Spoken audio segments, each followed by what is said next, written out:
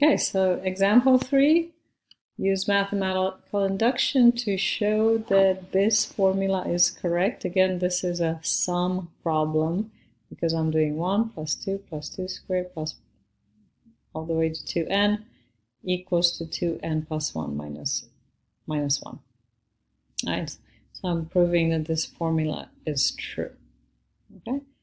Again, with all the problems, if you sort of start feeling comfortable with trying it out, you should pause the video and try it out first, and then check in with the step that I wrote up to see that you're kind of going in the right direction. Try to avoid just watching me do example after example, because it's it kind of just blends one into the other, and you don't get as much understanding of what's going on. Okay. And also note any questions that you have as I'm working through and bring them to the live session. All right, so let's look at the basis step. Okay, so induction, we're going to write the basis step. Okay, notice that for this problem, it didn't say n is positive integers. We can sort of assume that it is, but we could really also extend this to go to n is 0. Okay, so I could look at n is 0 to be my my basis step. And in this way, you're going to prove that this formula works for non-negative integers instead of just the positive integers. But you could as well just kind of start with n is 1 and look at p1 as your starting point. So whatever the difference between this is that you are proving the formula over slightly different universes. Okay, so it kind of depends what you're interested in. Are you interested in non-negative integers? Or are you interested in positive integers? So you you start depending on the universe that you're interested in. Okay, so you can see that it works for n is 0 because your n's are the powers of the 2's here, right? So if n is 0 is this 1 right here, because 2 to the 0 is 1. So on the left-hand side, n is 0 means the 1. And on the right-hand side, I have 2 to the 1 minus 1, which is 1. So that works.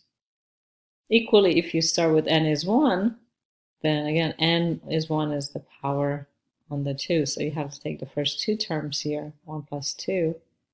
And then if I plug n is 1 on the right-hand side, I get 2 squared minus 1, and I get 3 equals 3, and that also works. Okay, so as I said at the beginning, this basis step, the value of n at the beginning, is flexible. It depends on what you want your start of the universe to be. All right, let's look at the inductive step.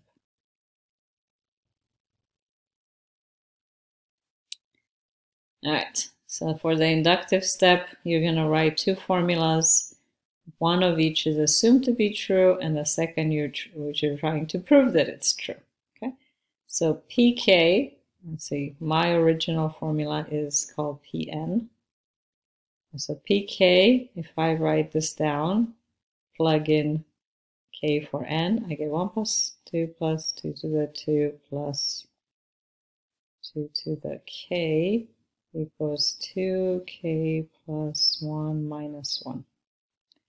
Then I'm going to write the formula for pk plus 1. All right, so this is 1 plus 2 squared plus 2k, just as above, but I'm going one more term to extend it to 2k plus 1.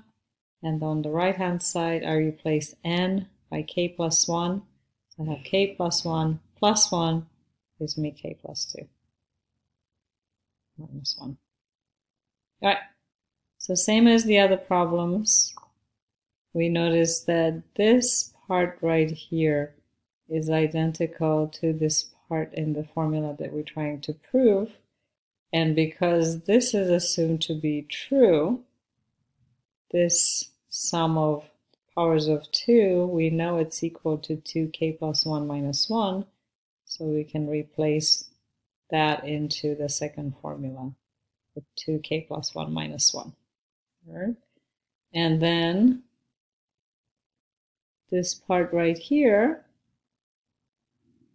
that extra part gets written down just to kind of finish it. All right, and we're not going to write this down because we don't know it's equal. We're trying to prove that it's equal. So we're going to work with these terms right here and do some algebra to see that it actually transforms into the right-hand side. All right, so let's look at how I can manipulate these. So I noticed I have 2k plus 1 and another 2k plus 1. It's like I have an apple and another apple. It's going to be 2 apples. So it's kind of like collecting like terms. So these combined together is going to be 2k plus 1s. And the minus 1 is by itself. And if I do rules of exponents, 2 to the 1, 2k plus 1, this gives me 2k plus 1 plus 1, which is 2k plus 2 minus 1. Right, you compare them, and you can see that I did indeed transform the left-hand side into the right-hand side, so that proves the inductive step also. So that completes the whole proof. All right. Okay, so we're going to look at example 4. Okay, so notice this is an inequality. Okay, so we're going to look at the second type of problems that induction's handy, it's useful for, and it's using inequality, proving inequality relationships. Okay, right. So same idea. We're going to use the basis step. So basis step. Okay, we're not told what values of n to use, so we're just going to start with sort of the standard n is 1. Okay, and we check to see if this is true. So 1 is less than 2 to the 1. That is correct, so the basis step works. Okay, now we're going to look at the inductive step.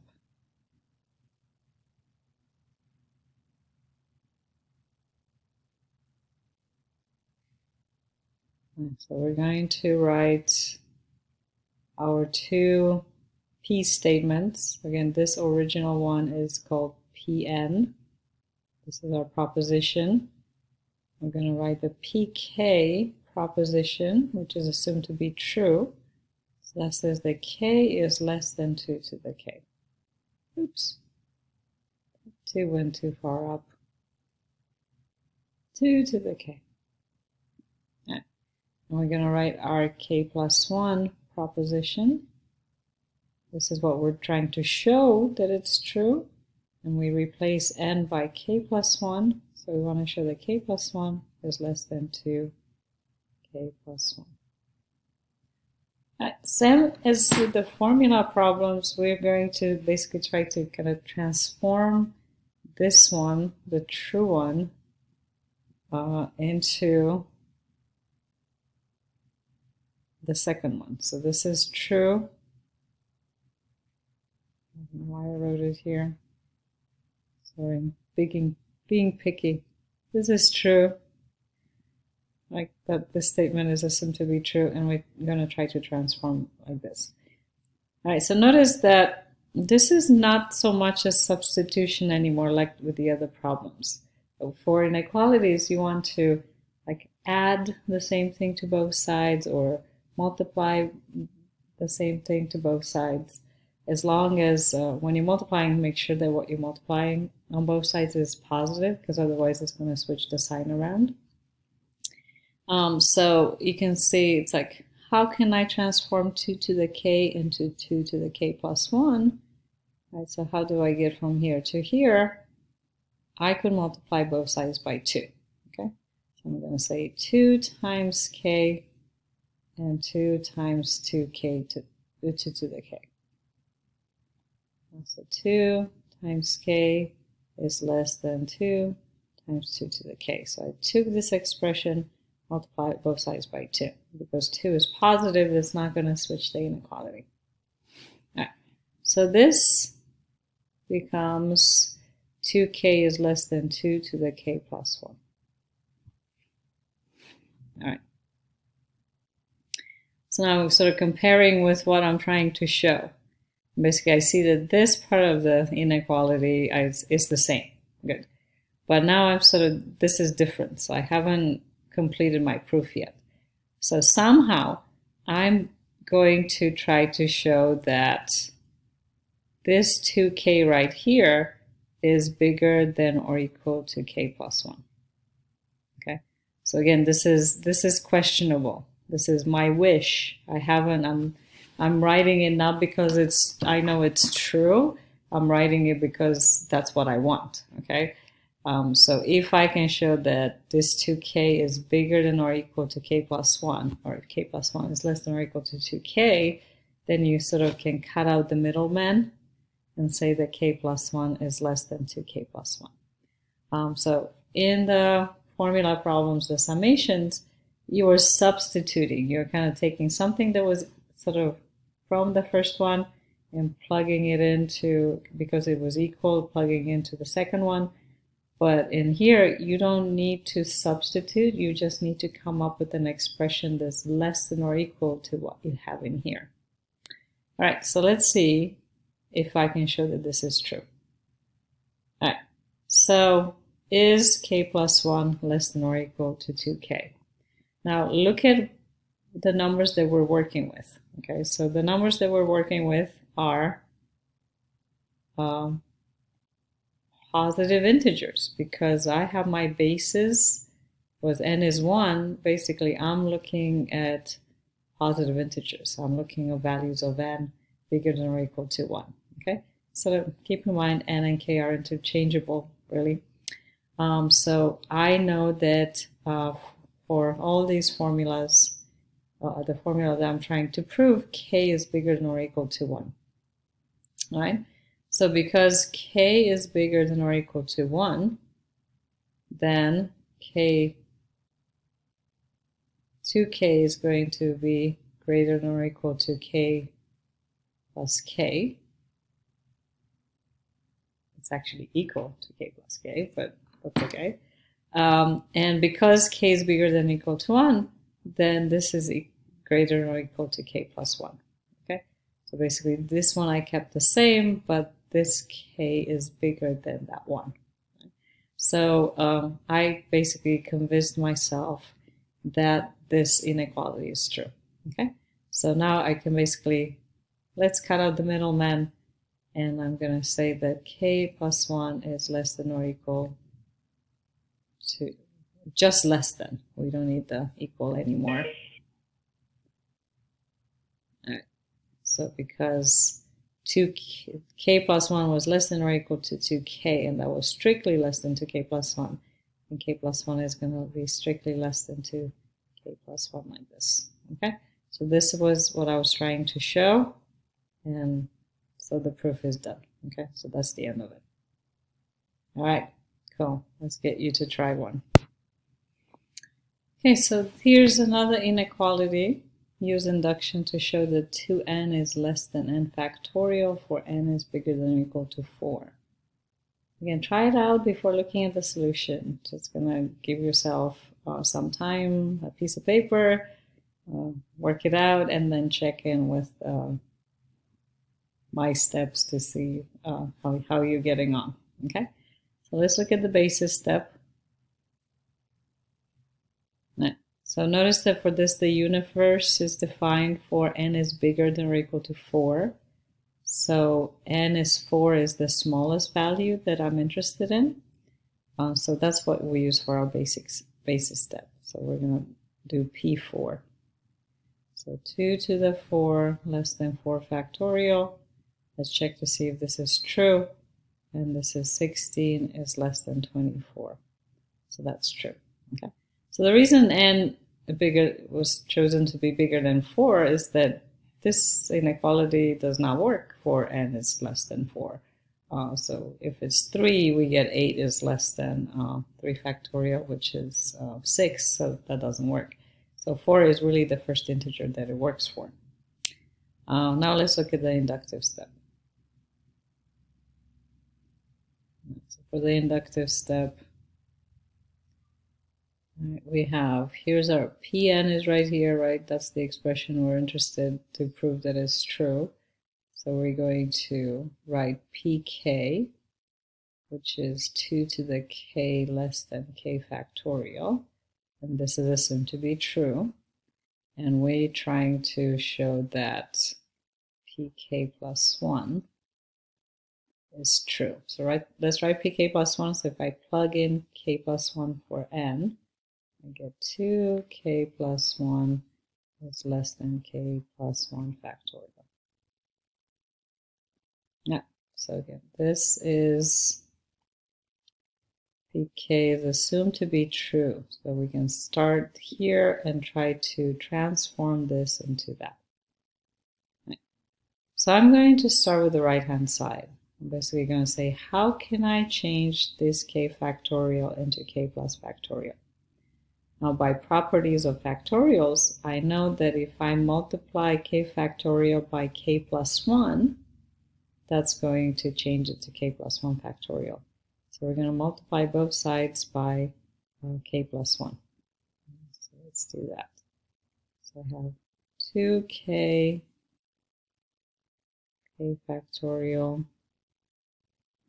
Let's multiply both sides by k plus 1, like this. Okay, so k plus 1, I know it's positive because n and k is bigger than 4, so it's not going to change the sign of the inequality. So this right here is k plus 1 factorial.